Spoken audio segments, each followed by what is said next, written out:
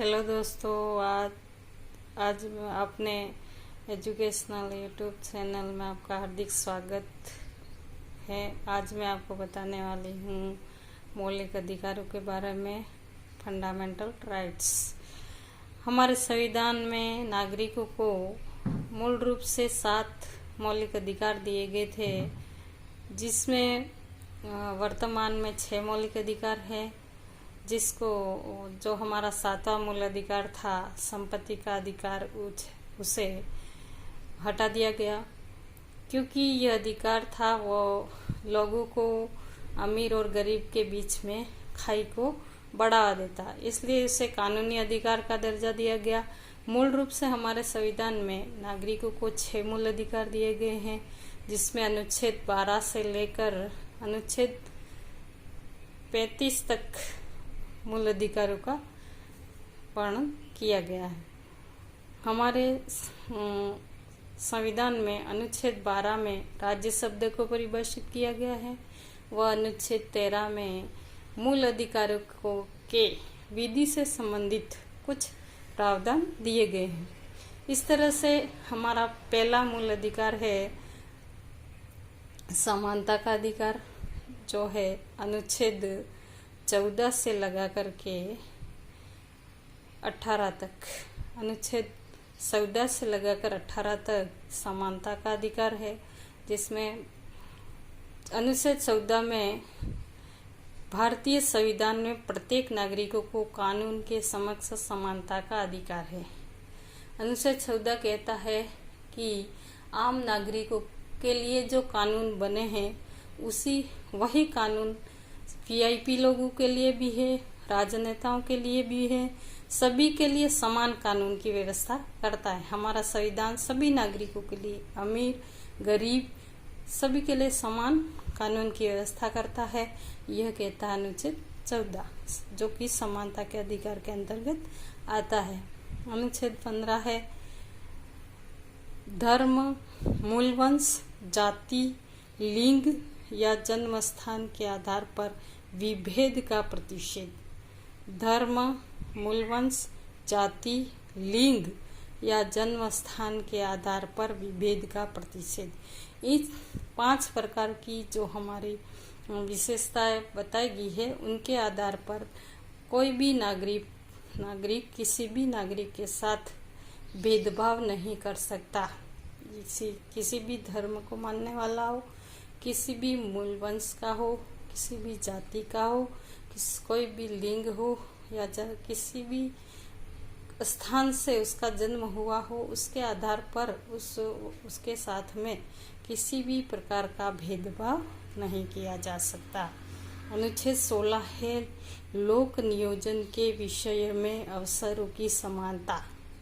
अनुच्छेद 16 कहता है कि लोक नियोजन के विषय में प्रत्येक नागरिकों को अवसरों की समानता, अवसर दिए जाएंगे। जैसे कि हमारे मूल संविधान में जो कि एसटी एससी जो पिछड़ा वर्ग है, उनके लिए आरक्षण की व्यवस्था है। ये लोक नियोजन में अवसरों की समानता, इसी अनुच्छेद के अंतर्गत उनको ये प्रावधान दिया गया है। अनुच्छेद 17 है अस्पृश्यता का अंत। अस्पृश्यता का अंत का अर्थ है कि जैसे हमारे देश में नीची जाति के कुछ लोग रहते हैं, उनके साथ में छुआछूत भेदभाव किया जाता है, जो कि सार्वजनिक स्थलों पर उनके साथ में किसी तरह का भेदभाव नहीं किया जाए। छूने से, किसी व्यक्ति को छूने से रोका जा सकता है। हम बच्चों को इस तरह से समझा सकते हैं कि जैसे स्कूल में बच्चे कुछ नीची जाति के होते हैं, कुछ ऊंची जाति के होते हैं। एमडीएम का प्रोग्राम जो हमारा चलता है, उसमें कुछ बच्चे खाना नहीं खाते हैं। जब नीची जाति के बच्चे खाना खाते हैं तो ऊंची जाति के बच्चे हैं वो उसी बर्तनों का उपयोग नहीं करते हैं। तो उन्हें समझाना चाहिए कि बेटा इस तरह से अस्पृश्यता का बोलबाला नहीं होना चाहिए। सभी के लिए समान अधिकार हैं और उनके साथ में तुम्हें भेदभाव नहीं करना है। अनुच्छेद 18 कहता है कि उपाधियों का अंत। उपाधियों का अंत, जैसे कि ब्रिटिश सरकार के समय में उपाधियां दी जाती थी कुछ बड़े बड़े पदों के लिए उपाधियां दी जाती थी। वह उपाधियां वर्तमान में इस तरह से कोई उपाधियों का प्रावधान नहीं है। दूसरा हमारा मूल अधिकार है स्वतंत्रता का अधिकार। अनुच्छेद 19 से लेकर के इसमें अनुच्छेद 22 तक, अनुच्छेद 19 से लेकर के अनुच्छेद 22 तक स्वतंत्रता के मूल अधिकार को बताया गया है, जिसमें अनुच्छेद 19 से उसमें कुल 6 तरह की स्वतंत्रता दी गई है। पहली स्वतंत्रता है विचार एवं अभिव्यक्ति की स्वतंत्रता। विचार एवं अभिव्यक्ति की स्वतंत्रता से आशय है कि किसी भी नागरिक को अपने स्वतंत्र विचार रखने की व अभिव्यक्ति करने के लिए वह स्वतंत्र है। उसे किसी तरह से कोई रोक टोक नहीं है। वह अपने विचार स्वतंत्र रूप से व्यक्त कर सकता है। सेकंड है 19 क विचार व अभिव्यक्ति की स्वतंत्रता है। 19 ख अस्त्र शस्त्र रहित शांतिपूर्ण सम्मेलन की स्वतंत्रता। अस्त्र शस्त्र रहित शांतिपूर्ण सम्मेलन की स्वतंत्रता अनुच्छेद 19 ख। अस्त्र शस्त्र रहित का अर्थ है कि बिना हथियार लिए, बिना हथियार के व्यक्ति शांतिपूर्ण सम्मेलन या सभा कर सकते हैं। उनके साथ में हथियार नहीं होने चाहिए। कुछ लोग संगठित होकर या इकट्ठे होकर किसी भी तरह का सम्मेलन करते हैं तो उन्हें सम्मेलन करने की छूट दी गई है, लेकिन वह अस्त्र शस्त्र के बिना होनी चाहिए। यह अनुच्छेद 19 ख कहता है। तीसरा है संघ व समुदाय निर्माण की स्वतंत्रता। 19 घ अनुच्छेद 19 घ संघ व समुदाय निर्माण की स्वतंत्रता। प्रत्येक नागरिकों का, जैसे कि गांव में संघ समुदाय होते हैं, एक ही जाति के संघ होते हैं, कुछ संघ जैसे कुछ संघ बना करके लोग इकट्ठे होकर के एक संघ का निर्माण कर सकते हैं और समुदाय का निर्माण कर सकते हैं। वो अपनी अपनी जाति समुदाय के अनुसार संघ का निर्माण या समुदाय का निर्माण कर सकते हैं। सर्वत्र आने जाने की स्वतंत्रता अनुच्छेद 19 ग। सर्वत्र भारत के प्रत्येक नागरिक को संपूर्ण भारत में सभी राज्यों में स्वतंत्र रूप से आने जाने की स्वतंत्रता है। उन्हें किसी भी तरह की बाध्यता नहीं है।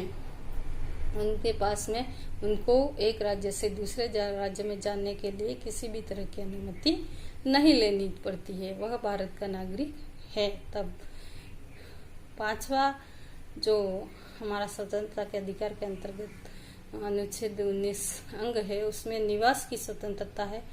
भारत का नागरिक है और वह किसी भी राज्य में स्वतंत्र रूप से निवास कर सकता है। यदि वह एक राज्य का निवासी होकर दूसरे राज्य में जॉब के लिए जाता है, नौकरी करने के लिए जाता है, तो वह वहां पर निवास कर सकता है उसकी मर्जी के अनुसार। वृत्ति व व्यापार की स्वतंत्रता अनुच्छेद 6। वृत्ति व व्यापार की स्वतंत्रता। सभी नागरिकों को अपनी मनपसंद के अनुसार व्यापार करने का या कोई अपना बिजनेस करने की भी स्वतंत्रता दी गई है। इसी तरह से अनुच्छेद 19 हमारा पूरा होता है। इसमें नागरिकों को 6 तरह की स्वतंत्रता दी गई है।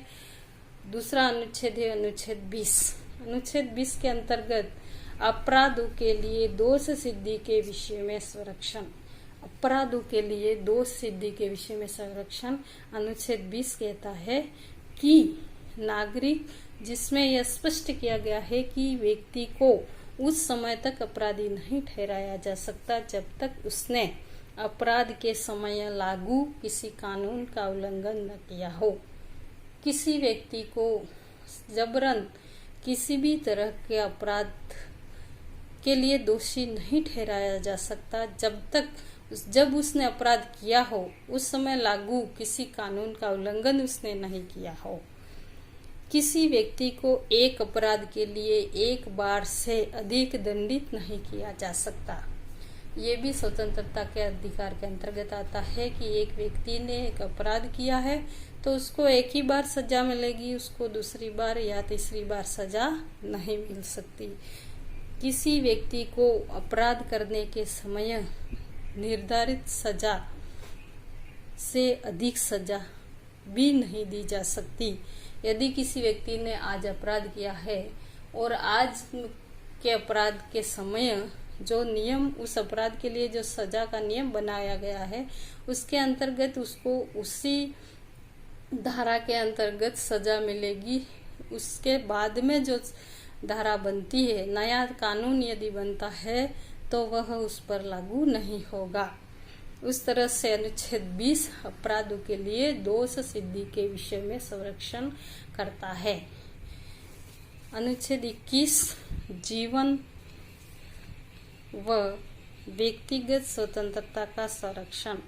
अनुच्छेद 21 कहता है कि जीवन व व्यक्तिगत स्वतंत्रता का संरक्षण।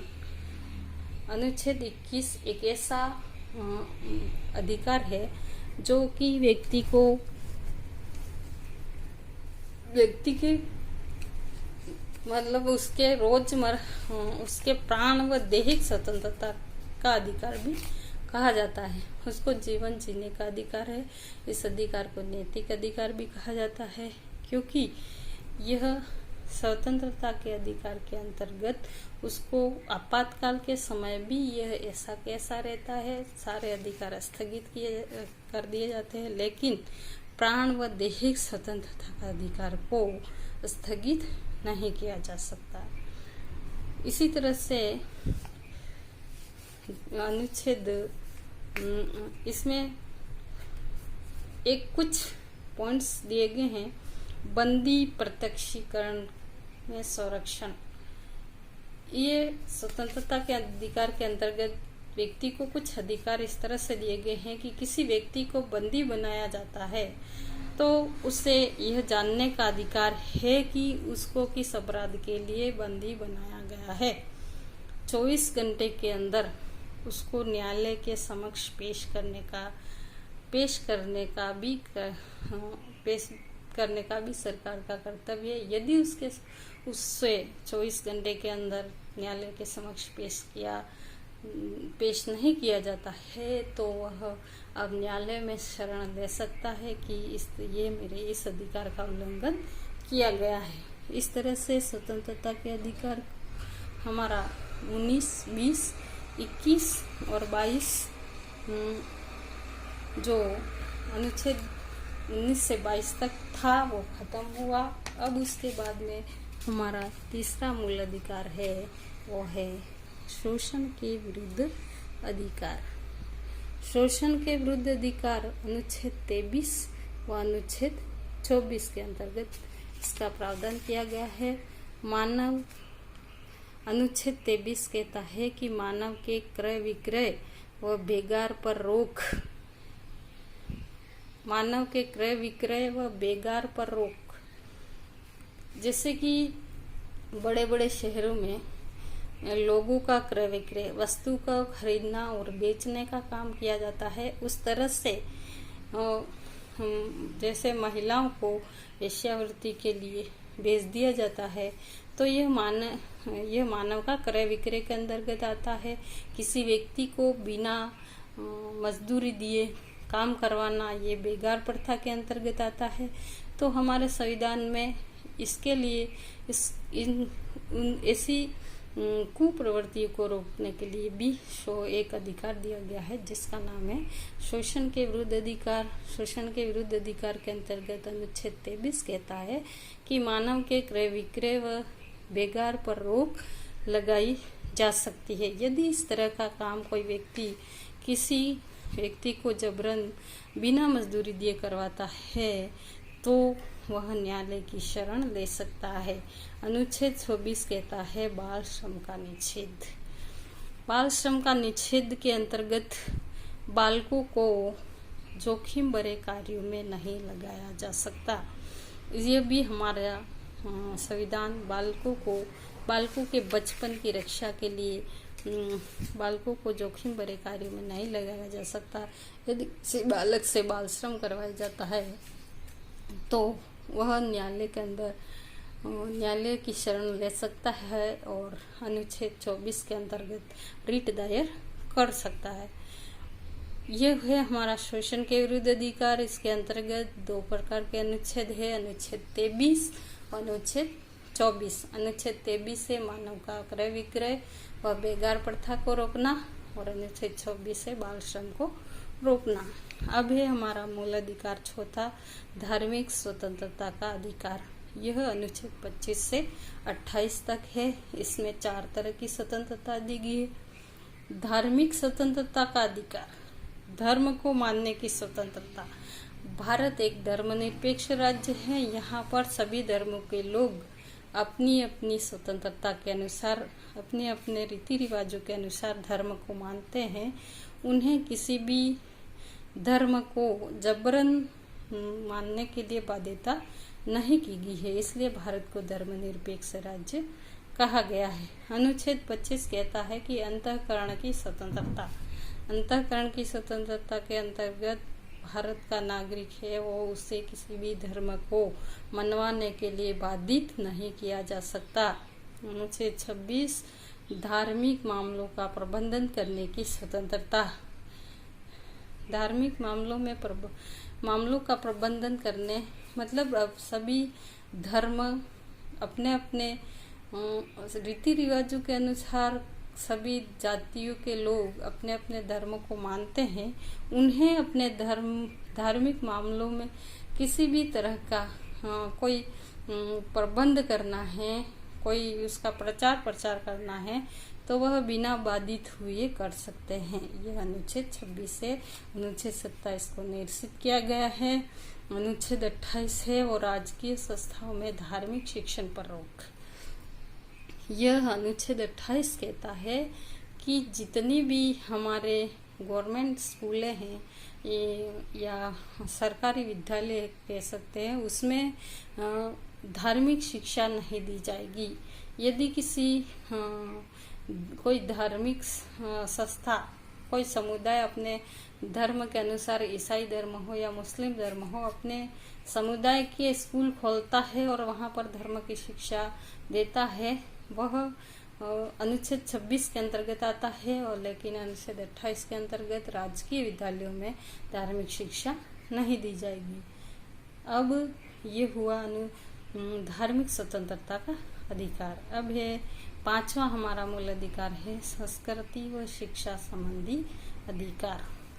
संस्कृति व शिक्षा संबंधी अधिकार 19 व 20 दोनों अनुच्छेदों में है। हमारे भारत की संस्कृति बड़ी गौरवशाली है। यहाँ की संस्कृति भारत को एक विश्व गुरु कहा जाता है। हमारे यहाँ पर कुछ अल्पसंख्यक वर्ग के हितों की सुरक्षा से संबंधित प्रावधान करता है अनुच्छेद 19। अनुच्छेद 19 कहता है कि जो अल्पसंख्यक जो कम संख्या में अल्पसंख्यक वर्ग है उनके हितों की सुरक्षा करेगा। अल्पसंख्यक वर्ग को शिक्षा संस्थाओं की स्थापना व संचालन का अधिकार। जो भी अल्पसंख्यक वर्ग है बहुत ही कम संख्या में जो लोग हमारे देश में निवास करते हैं उन्हें अल्पसंख्यक कहा गया है। अनुच्छेद 29 के अंतर्गत उनके हितों की सुरक्षा का प्रावधान किया गया है। वह अनुच्छेद 30 के अंतर्गत अल्पसंख्यक वर्ग को शिक्षण संस्थाओं की स्थापना वह अपने स्तर से स्कूलें खोल सकते हैं व उनका संचालन कर सकते हैं। इस प्रकार का अधिकार अनुच्छेद 30 के अंतर्गत दिया गया है। यह संस्कृति व शिक्षा से संबंधित अधिकार हैं। हमारा अंतिम व लास्ट अधिकार है संवैधानिक उपचारों का अधिकार। अनुच्छेद 32 संवैधानिक उपचारों का अधिकार है। उसे हमारे संविधान में दिए गए मौलिक अधिकारों की रक्षा का रक्षक भी कहा जाता है। संवैधानिक उपचारों के अधिकार के अंतर्गत न्यायालयों में रीट दायर करने के लिए अनुच्छेद 32 का प्रावधान किया गया है। सर्वोच्च न्यायालय या उच्च न्यायालय द्वारा 5 प्रकार की रीट दायर की जाती है। हमारे जो मूल अधिकार हैं 5,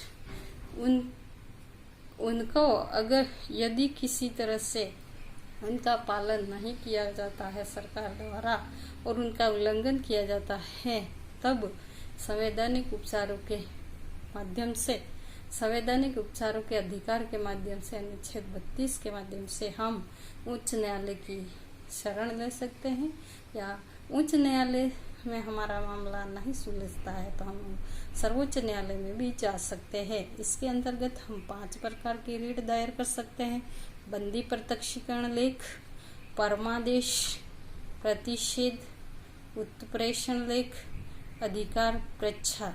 ये 5 प्रकार की रीटें हमारे मौलिक अधिकारों की सुरक्षा के लिए हम उनको न्यायालय में दायर करवा सकते हैं। इस तरह से हमारा टॉपिक पूरा होता है। मैंने आपको जो हमारे संपूर्ण मौलिक अधिकार संविधान में दिए गए हैं उनका अच्छी तरह से विश्लेषण किया है। एक बार उनको वापस में रिवीजन कर देती हूँ। हमारे मूल संविधान में नागरिकों के लिए 7 मौलिक अधिकार थे, लेकिन उनको एक जो हमारा 7वां मूल अधिकार था वो संपत्ति का अधिकार था, उसे हटा दिया गया है और वर्तमान में 6 मूल अधिकार हैं। पहला मूल अधिकार है समानता का अधिकार, दूसरा मूल अधिकार है स्वतंत्रता का अधिकार, तीसरा मूल अधिकार है शोषण के विरुद्ध अधिकार, चौथा मूल अधिकार है धार्मिक स्वतंत्रता का अधिकार, 5वां मूल अधिकार है संस्कृति व शिक्षा संबंधी अधिकार और 6ठा मूल अधिकार है संवैधानिक उपचारों का अधिकार। इस तरह से बच्चों पूरे मूल अधिकार को मैंने कंप्लीट करवा दिया है और आपको उस तरह से अच्छे से समझ में आ गया होगा। Thank you.